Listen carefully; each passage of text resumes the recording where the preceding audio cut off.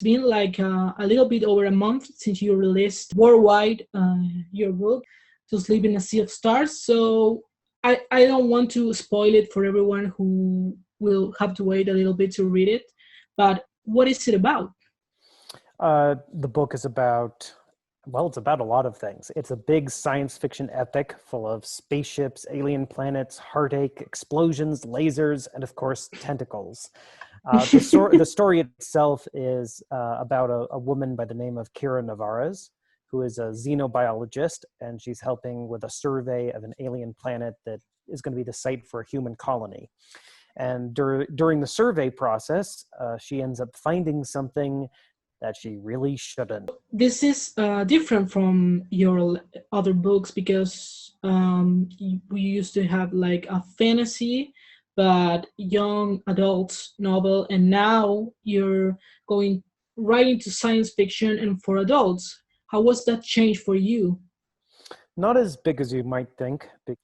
Maybe the biggest change is just that because it's science fiction and because it's set in the future, I was able to use a modern vocabulary, which was a lot of fun for me as a Mm. writer. And then I did have to pay more attention to the technology, to the science than I did when writing fantasy. But it was important to me that I do the research because it's very easy to just wave your hand and ignore tough questions Yeah. just because you want to tell a certain story. But my experience with writing and world building is that if you focus on those areas that are difficult, you end up with a universe and a story that's unique in ways it wouldn't have been otherwise. If readers are interested in the technical details of my fake technology, there's a fake scientific paper in the back of the book. So I don't dump it in the story. I saved it for the back of the book, and people can enjoy it there.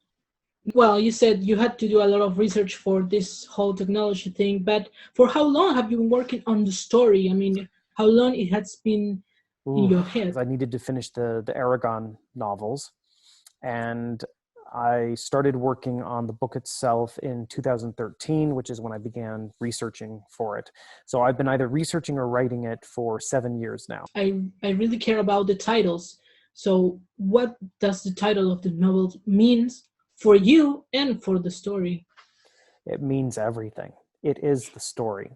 I'm not going to say I wrote the book because of the title, because that's not quite true, but the title sums up what I wanted to capture in the book and why I wrote the book. It's actually a line from a